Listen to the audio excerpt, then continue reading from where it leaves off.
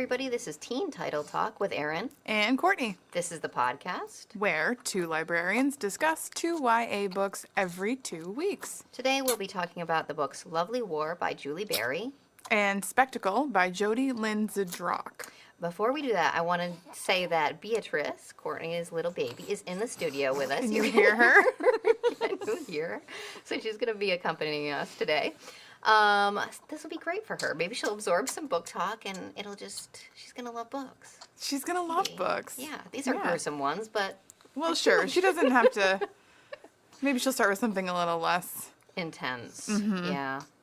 All right, before we talk books, let's dip into the Jar of Teen Angst and see what we have today. So, question number 1. When was your curfew? Did you ever break it? My curfew... I did have a curfew. Okay. And depending on how old I was like how late it was. All right. So it was sort of a moving it was really target. Like they were Yes. I was the intentional oldest. about this. I was the oldest. Got it. And so I think my parents were sort of working some things out, trying to figure out what they felt comfortable with. Mm-hmm. This is me being very generous to them. At the time, you were ticked off. I didn't like any of it. Okay, so gotcha. It was like 10:30, I think is what it was. It wasn't like in 11th grade you could stay out till 11. 12th grade you could stay out. No, but that would have been awesome because here's what happened. Okay. So it got as late as midnight because Yeah. my best friends, she's sucking on her hand. My best friends like lived down the road very close by. Yeah. And so if I said like, "Oh, I'll be late," then like midnight was kind of okay because You it were was there. close. Yeah, okay. And they knew exactly where it was and they felt comfortable with that. Mm-hmm. But after I went to college and came back the first time, it got changed to 10 p.m. They switched you still had a curfew after you went to college? I did. It was like, if you're going to be in this house, this is Yes, the rule? yes, because Ooh. my dad called it work nights, and my parents stayed up until we got home Oh my gosh. because they got nervous. So if they were going to be awake, they didn't want to be awake that long. It's work night. I see what you're saying. So it was for their benefit, Yes. their mental health. Okay. Exactly. They were, so and funny. it was strictly enforced. Like my dad would be sitting What kind in of consequence? Oh, he would wait up. He would wait. He would be sitting To lay on the in guilt. the green living room, like in the dark, and you would creep in. It's and, just like the movies. This is just... and he would like turn on the light and be like, "So, I thought you said you'd be home at 10:30. Oh my gosh, wow. It's 10:48. That's amazing. Oh, God, and you couldn't call because you didn't have a cell phone. Or did you call if you were going to be late? No, I didn't call. I was No. gonna be late. It was just like imperative that I not be late, but I was sometimes late, and I got in trouble for it. Did they I would take get anything grounded. away? Grounded. Yeah, I couldn't do some things, but it never lasted No. that long. It would be like, Nah, you can't a do week. whatever it is for like 3 weeks, and then like 2 days later, my mom would be like, wow, that was more of a punishment for myself, so you know what, it's over. I found that out already with my own son. So that's interesting. I had a totally different thing. I did not have a curfew, so I didn't break it. So that's a super easy one for me. I mostly was like, I'll be back at this time. And were you? Yeah. Yeah. That's good. It's not like, but it was like, okay, I'd have They trusted you. I'd have tech rehearsal or dress rehearsal or something like that that would keep us out late.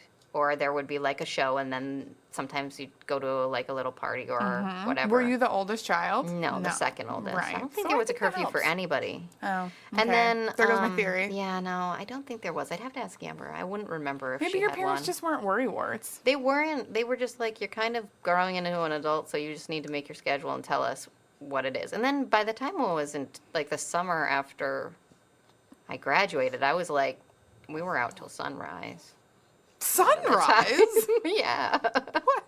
I wonder what you could have been doing. Driving around, looking at the stars. Oh my gosh, what a time to be Yeah. alive. Swimming in I was Warren sleeping. Falls. I know, which is nice.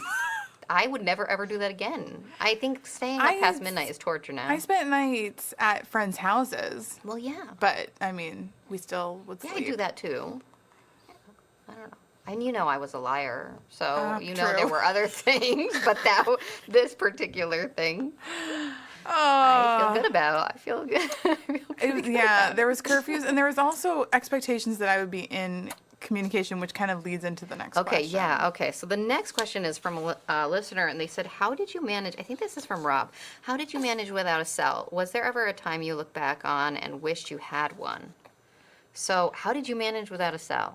I mean, you didn't we call if didn't- you were late. I didn't know. I mean, nobody knew that there was anything like I managed the way everyone else There's did nothing to because compare it to. there's nothing to compare it to. You just made sure that you were either at a place when you were supposed to be and that had a phone and you could make a phone Right. call, or you had change on you so you could find a payphone. Did you ever really wish you, like, can you think back on an instance, though, where you were like, God, it would have been great to have a cell that one time? Well, maybe, but I was notoriously forgetful, so still am.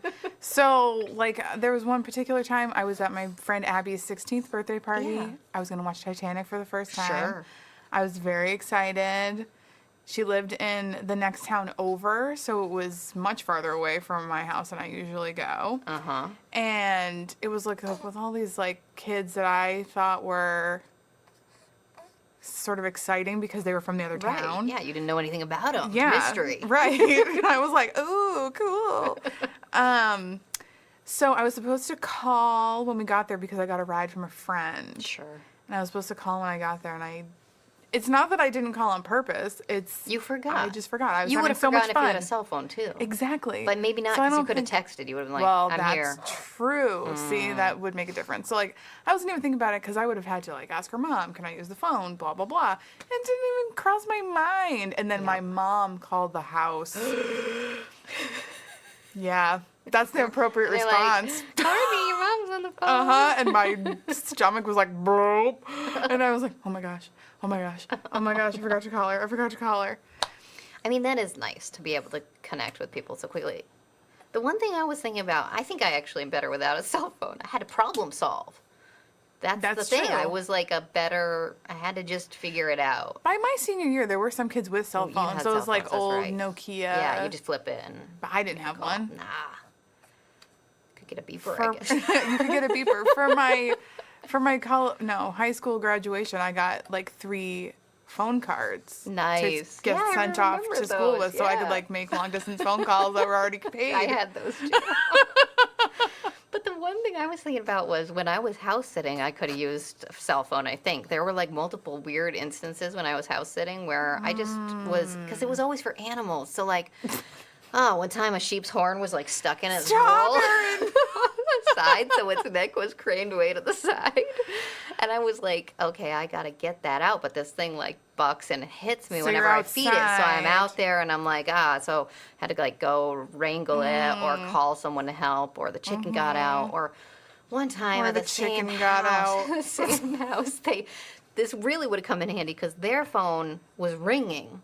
But I was looking at it, and it was one of those ones that was from like really way back where you pick up the thing What? and hold it to your ear. Did you grow up? Like, did you No, have a but time machine and I come was here holding it. from No, I was holding it. And I was like, 1925? hello, hello, hello. And it was still ringing because it was actually just an Oh, ornamental. that's just like, oh. And it was inside. It was inside. So if I'd opened this door, I would have seen the regular phone and picked it up. An They were- object to art. One time I woke up and Tristan and I were in a deep sleep and we were house sitting and the fire alarm was going off like crazy, so loud you couldn't even hear. So we didn't think to grab the phone. Then I jumped in the car and I'm backing out and I'm panicking. I didn't even clean off the snow. So guess where I backed into? Oh gosh, the mailbox. No, there's the snowbank. So Oh. then we're like, we gotta get help. So we like went to the neighbor's house in our pajamas, and that was a friend's house who Sure. was a boy from my class. It was embarrassing. Scandal. Our pajamas were embarrassing. They were like full on onesies from like from like Well, you have shouldn't to be wearing warm in the cold Vermont winters. Those times I feel like I could have used a cell phone. Yeah, that sounds. It- all it those would have times been- all would have been those good. times would have been great. Yeah, none of that happened to me really. I was almost always somewhere that had a phone. I didn't have to worry about farm animals so much. There were farms. I just Yeah. wasn't. Over there doing that There. thing. Yeah. So that would have come in handy. That would have been a great time to have a cell phone. All right, next one. Well, this is a fun one. What was your first concert? Did you go to a concert when you were a teenager? My very first concert, my parents took me and my siblings to Which which sounds was like an all-female festival that was put together by Sarah McLachlan, and it was awesome. that sounds amazing. We saw a lot of great acts, which I'm now like struggling to remember. Sarah McLachlan was there, but also Fiona Apple, and there were like a bunch because it was multiple stages. That's so cool. It was cool. Well, at the time it was called Great Woods, but now it's whatever now it's called. Lilith Fair. I think it is Lilith Fair. No, I mean it was at the Great venue, Woods. which was Great Woods. Is it but around here? Now it's called. Then it was called the Tweeter Center, and now it's called something else. But it's a Whatever big it outdoor is. venue. Yeah, and you Somewhere can in just go Massachusetts. around. A lot of vendors, a lot of bands. Yeah. Also, I think probably a lot of people smoking Well, yeah. various substances. Well, yeah, that's a given. And I was, I think, 12. Okay, but it was gotcha. fine. That sounds fun, though. But my parents have always enjoyed.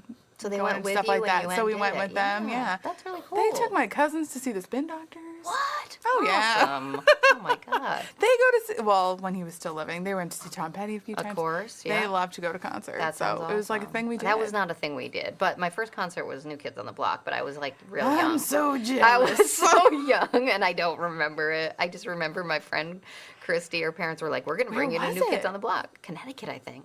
That's a long journey. I know, but they were like, they loved the Grateful Dead and they'd go around Please don't and like go, follow them. So girl. like Oh, they loved to go to concerts too. Not so much my parents. Then there was like a long stretch where no concerts happened and I was just living my life taking care of the sheep or whatever I had to.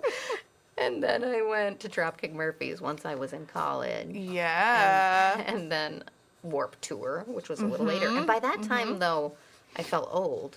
I felt like an old person at Warped Tour because I think it How was old were you? it Like was like 19? 22 or something. I think yeah, at that you point. are old Yeah, by then I then. was old for Warped Tour. That's okay. Yeah. Because we were there to see Bad Religion. Guess all the old people were over there, and they made us feel really young. So that was great. I don't remember my second one. It probably was not my second one, but one that I remember going to in high school. I did go see Erin Carter and Dream Street. Whoa. Dream Street wasn't like barely even a thing. That sounds popular. It was kind was of- it pop? It was like a boy band, Okay, but they were all like 11 years old. Okay. I was older Older. than that. I saw them at the mall with my friends. You know what? That still sounds fun. And that sounds like a fun The outing. Erin Carter concert was actually really good. That's cool. Embarrassingly enough. I love yes. it. All right, let's move on to books. You read Spectacle. What was that about? So, it's about 1880s Paris. Mm-hmm. A girl who discovers she has these, Visions?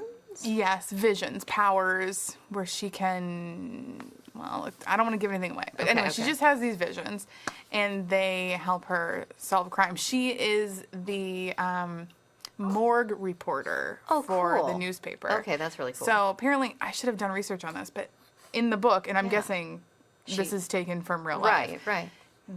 In Paris, it was a public morgue, and so when people got murdered or found, they would just put the bodies on display, and there'd be a my God. line, and people would just come and see if they knew who they were. They identify them that way? Right. Oh my but God. also, it's a spectacle. Can you imagine going down? Like, I'm going to go down to the morgue to see if I see any. This book made it seem like that's what happened. Like people Instead just of checking the obits, people you go just down- loved it. They just God, got what? there early, and they were like, "Can't wait to see all the dead bodies." So I have to see if this is like factual because it's very disturbing. That in and of itself is disturbing. Okay, wow. That sounds Anyway. interesting, though. It sounds like an interesting premise. So she's Yes. the morgue reporter, and she's tracking down, like, murder stuff, murder Exactly. mystery. Yes. Okay, cool. Yeah. What about you? Well, I read The Lovely War, which is complicated, so I took some notes on it, by Julie Berry. So basically, you've got a sweeping love story, takes place during World War I, primarily. Love a saga. Yep. About two main couples. First one is James and Hazel. James is a budding architect and Hazel a budding piano player, both from Poplar in the UK.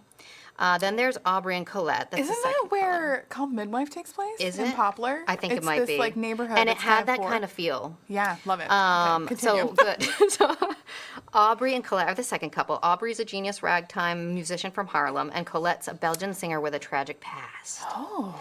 James and Hazel, couple number one, meet before the war, but just barely, and then they're separated. because he goes to serve. Okay. And she kind of follows in suit, going to volunteer.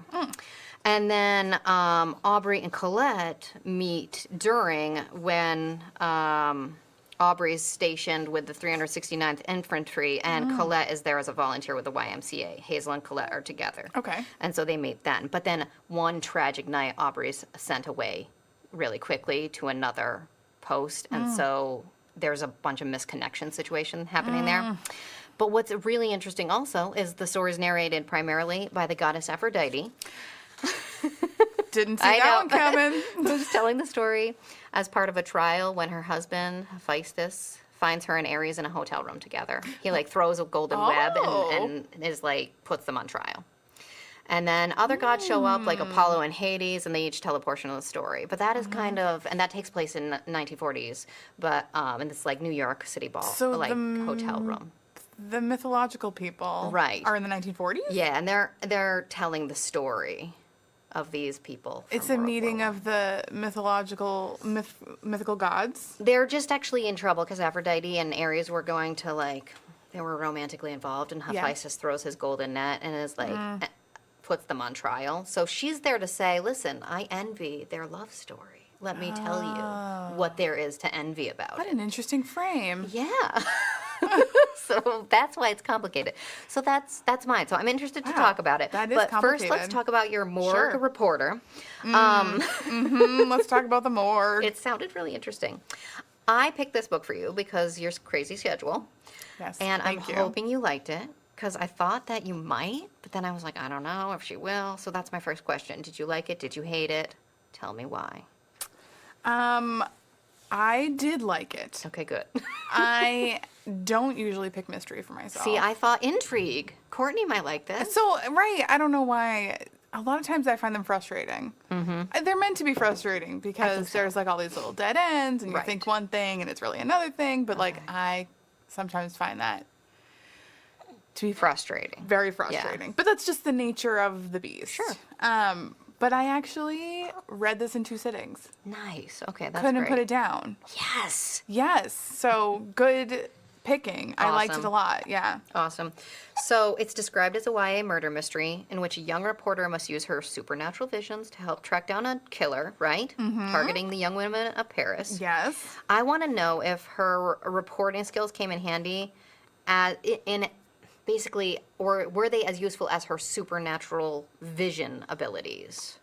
Were her reporting skills I think level with that? her reporting skills were probably more important Okay, cool. than the visions. Okay. The visions were very powerful visual for the reader, certainly, and gave good backstory for the victims so that they Okay. weren't just like these nameless, faceless I think that's people. a good choice. But I actually, yeah, they don't. She doesn't really use them to solve the crimes. Okay, so she's It's- using her own skills. Like, She more uses. She ends up. These visions end up being a vehicle for her to find out more about her own family and their sort of mysterious past. How she came to acquire these visions and interesting. why, like, her aunt is in an insane asylum, Okay, which is gotcha. also related to her visions. Yeah. So, like, it was more of a way for her to get into that, although the visions were specifically about the victims. Okay. But the reporting was fun because she's like this spunky, smart, very self-possessed, and really confident young woman she's 16, and she's the first female, I think she's the first female reporter at the newspaper, but it could just be the first female morgue reporter. Right. Which is a grisly task. She has to go to the morgue every single day and like just report on what happens there. I gotcha. Because it's a public morgue, Right. and so everyone wants to know what's happening. I gotcha. And so she'll write like little snippets, like, and then there was this man, and like describe him a little Yeah. bit, and this person, and describe her a little bit, and then when these murders start happening, she has to describe the victims. Okay, gotcha. Yeah. So you did mention the aunt. So I had a question about that because in the description of this one, there's the part that says she heads to visit her mentally ill aunt, and I wanted to know what was that like.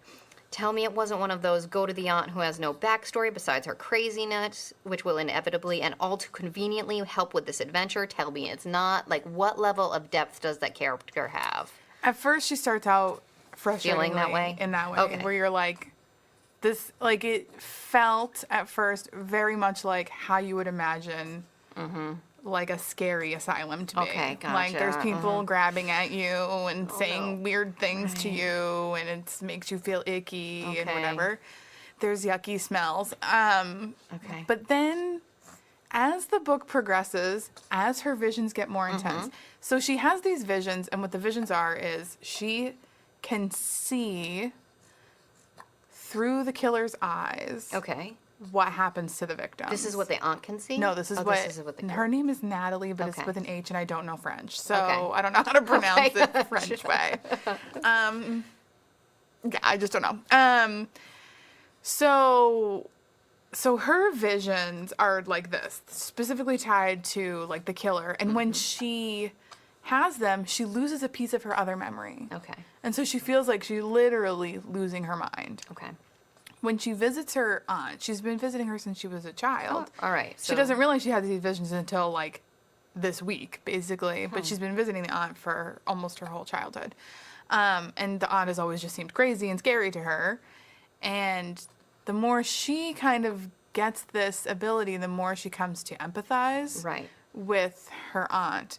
And so as her empathy grows, we get to know more of the aunt's backstory, and she sort of transforms less into this like fearful or fearsome Right. character and into like a fully formed. Okay. Well, that's good. That makes Person. me feel a little better, and it relates to her own. And actually her visions, but- lucidity increases, I would say, Interesting. as the book progresses until like the last moment when she has this thing to tell Natalie. So. Okay, gotcha. All right. How about most favorite scene and least favorite scene? Why on both accounts? Okay, so my most favorite scene is actually when the aunt does have these moments of lucidity Okay. at the end. Because her power Uh-huh. is that she can, her dreams predict the future. Right. And so you learn this whole story about her, which it slowly comes to being, so I don't want to tell too much of Right. the story because that Don't- has a lot don't- to do with don't it. spoil too much. But one of these dreams she has basically confirms Natalie's suspicions of who the murderer is, or maybe not confirms her suspicions, but helps her track down the killer more easily. Okay. And she's so, her Aunt Brigitte is her name, and she's so like caring and worried about Natalie possessing this power and understanding that like it can and may like drive you crazy, but also it's like this gift to be able to solve these crimes for these people who have no voice anymore. Right. Gotcha. And so, I don't know, it was a really nice scene Interesting. where she's like just alone with her and she's reading her old papers. Interesting, yeah. It was nice. Oh. Least favorite? There's this like red herring character, which happens in mysteries, course, which drives me yes. insane. From the very first page, I'm like trying to figure out, That's why obviously, there's like that who's special what. term for them. Yes. Who's who here? Yes. So that person who like is but is not the person you're supposed to be worried about has a counterpart who lives in this apartment and seems like such a side character, but then being in the apartment is really important. Okay. And I just felt like that whole section, I just had no idea what was going on. Okay. So you're like, There yeah, was- I'm not attached to this. It was But, yeah. supposed to be a powerful moment Oh. where, like, there's the killer's gloves, but, like, I was like, but I don't even get still how this person is even related to Okay, the killer. gotcha. Like, what's going on I don't here? like I that, didn't yeah. get it. Okay. But maybe I needed to read it again. Or maybe I read it too fast. Maybe. You never know. I don't know. I mean, that was the only part, though, that I was just really like, eh. nah. Gotcha. Yeah. All right. How about, so this, I like how this kind of focuses on, I know she's passed out. It's our lilling voice. I guess so. The last question I had was based on just how things sound, the writing style in general. Did you have a favorite line? I did, at all? actually. There was something that did jump out at me. I'm just going to bring Was it it up. easy, or were there like lots of favorite little gems? She does have a really nice way of describing things, and especially emotions, because a lot of this takes place internally. Right. Where no one else can see what she can see in her mind. Right. So, there's a lot of internal struggle. So, this part is a little more than halfway through the book. And, let's see. I'm not going to tell you who died, because that's an important thing. So, I'm not going to tell you. But someone's just died. Mm-hmm. I'm saying Natalie, but it's spelled Nathali. Is it still like Natalie? I don't know. Okay. The American way of saying is I never probably took Natalie, French. so it'll be okay. I'm sorry, the world. I'm sure it sounds prettier in French. I'm sure it does. She looked at her hands. She couldn't feel them. Couldn't feel anything. The black and white striped blouse she wore seemed to be on someone else's arms. Her bones and organs melted, and her body collapsed in on itself, and she spilled onto the floor of the morgue like liquid. That is visual. Yes. Yeah. Interesting. Huh. Yeah, and that's just like a feeling. That doesn't actually happen to her. It's just how she feels right then. Yeah, and like, oof, you can really like, ugh. Just oozing Feel down it. onto the floor. Yep. Yeah, I could feel that. That's interesting. All right, well, Yeah. that I will have to pick up. That sounds like a really interesting and intriguing book. I think a lot of people would like it. All right, cool. All right. right, The Lovely War. So let's talk about the lovely war. Was it lovely? Hold on. Was it Where's my lovely? first question? Okay. So, I think one of the things I'm most interested in because it involves the These war and mythology somehow. So, like, how deftly is the mythology woven into the real historical events? So, it works really well, Okay. but it's not like you're seeing a lot of Greek mythology.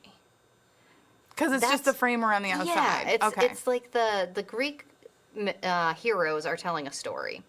So what's interesting is that the gods section really is their own story, which is basically, as I mentioned, that Aphrodite envies the intense love with all its tragedy and pitfalls and traumas that these humans have. She just isn't really feeling that with Hephaestus, so she's seeking it elsewhere. That's why there's this turmoil in their relationship, and that's why she's on trial, right? Mm-hmm. So when we're in those scenes with just the gods, it feels really dramatic and theatrical. That, at least to me, that's what it felt like. It's like, here's a spotlight on so-and-so. And then, but there's Aphrodite who's always just cool. And she's just going to tell this love story and talk about how great this is.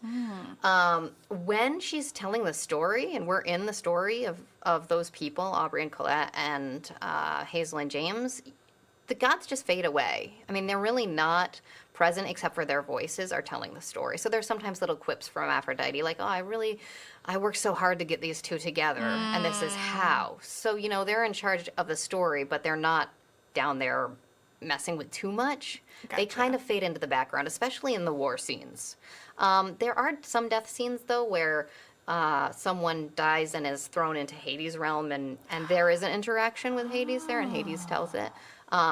So that is some interacting more with the mortals and immortals, but otherwise, it's really, when I describe it, it sounds too complicated and strange, but I can't really imagine the story being told a different way, which to me means that it worked really well. Yeah. That's cool. Because it made it thorough, and it made it from multiple angles, and it was just really interesting that way. Why is this yeah. reminding me of something? Oh, it's reminding me of that. It's not like this at all, but A Proud Taste for Scarlet and Miniver. I think that's what it's I called. don't know it. Ah. Okay, I'll have to check I'll it out. look into it. All right. Okay. Okay. So I read that it has to do with World War II. Right. Is it a thing that you like or have always liked reading about? Because after I read Number of the Stars, Right. I was like mildly obsessed with World War II Sure. for a good long while. And I know a lot of other sort of older, I would say even younger teens are Oh, like yeah. really enthralled by Once this you time get to that period. point of history, it's like you can't look away, right? Right. So Yeah. like, what do you think resonates so much about? So what's interesting about this one, it does describe it online as taking place in World War I and World War II, but the main narrative is really about World War One, and it's about, Great Polite. War. Yeah, exactly. And then you do have this sense of World War II approaching on the horizon. I haven't read nearly as much about World War One as I have about No, me World War neither. II. I just don't think there are as many stories about World War One out there, especially for teens. Why it resonates, I do find that really interesting, and I think one reason that it resonates so much is that people face these big, huge odds and somehow came out the other side, still human mostly, right? So in this story alone, you have couples being separated, men going overseas, people who've never shot a gun becoming snipers and going into battle, segregated infantrymen facing racial yeah. hate among those who should have been white allies, women obviously uprooting and traveling the world in volunteer positions and working roles, working on machines, driving trains, doing surgeries, all of that Right. stuff. Sort of like upends Exactly. the whole... So it was this time of tension and change, and everyone had to kind of stand up and prove themselves. And I think what's interesting about that time is that they did it, and then it kind of just kept moving forward and never went back. At least from here, that's what it looks like to me. I think that's why people are so interested in it. It's so intense and so traumatic and so full of just change and tension that it's kind of like a magnet you have to, observe. Yeah. I don't know. That's how I feel about That it. makes sense to me, like a big before and after. Yeah. Yeah. And also just that people's will was so, like they were just doing what they could to fix this and make it okay.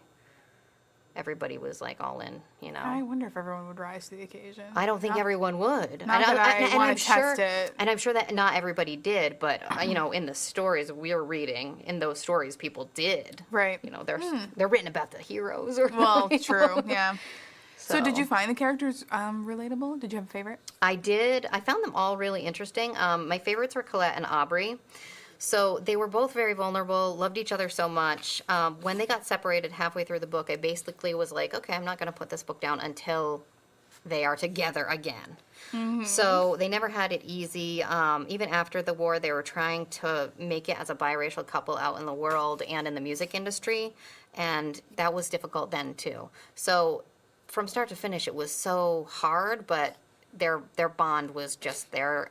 I could have read about them and only them for the whole time. The other ones were really interesting, but those were my favorites. Recently, I was on Twitter, and I was just reading this whole discussion about the role of adults in YA and how sort of, I guess, traditionally publishers prefer that basically adults be almost non-existent so that the kids can kind of go out And do their thing. become like, be the hero. How were the grown-ups Yes. in this? Were they like... Well, they were ever present because this is war, Well, right? sure. In reality, our four heroes are just about to be adults, but the world thrusts them into the role early. So basically, they have to take on that role. I thought the other adults were good and realistic. I hate it when adults are pushed aside just to get them out of the way. I'd rather any kind of adult being around in a story as long as it makes sense. After all, teens do live in an adult world, right? So there's no escaping adults. They know that. It's not like they think that adults somehow don't exist. Right. And in this case, they really had to be there. And they were realistic. There were some good adults. There were some terrible adults, horrible adults. And I thought they all just really worked in the context that they lived in. Awesome. So yeah, that's what I think about that. Who would you recommend this book to? So I would definitely recommend it to lovers of historical fiction, anybody who's interested in what's getting buzz in YA. People who are looking ahead to the possible Prince contenders. I thought it was an incredibly solid book with lots of research, really well written and very thorough. And to any teens who are going to be looking at historical fiction for their class projects, I'll definitely be handing it to them. There's also, you kind of mentioned Call the Midwife earlier, and I think it does kind of have that feel to it. And I also think that adults who like that would also like this book. So adults and teens might both enjoy it if they like Call the Midwife. I love Call the Midwife, I so know. perfect. So yeah, that's right. that. My little ticking time bomb here. I know, she's ready, and so are we. The time is up. So what's next? We're going to do graphic novels next. I'm going to pick one for you, or you can run in and pick one yourself. I'll probably be reading Paper Girls 5. And I can talk about the previous Paper Girls, too. So that is us, and I think it's definitely time. Remember, if you get a chance to answer our 3 questions from the Jar of Teen Angst, those were, what was your curfew? Did you ever break it? How did you manage without a cell? Was there ever a time you look back on and wished you had one? And what was your favorite concert? Or your first concert, sorry. Likewise, if you have any questions about reading recommendations or library life, please write to us at teentitletalk@gmail.com, and we'll read a few of our listener questions next time. Thanks for joining us for Teen Title Talk. This podcast is brought to you by the Derry Public Library and Derry CAM, Derry Community Access Media, empowering independent voices. Our theme was created and performed by Bandit Starling. Until next time, bye.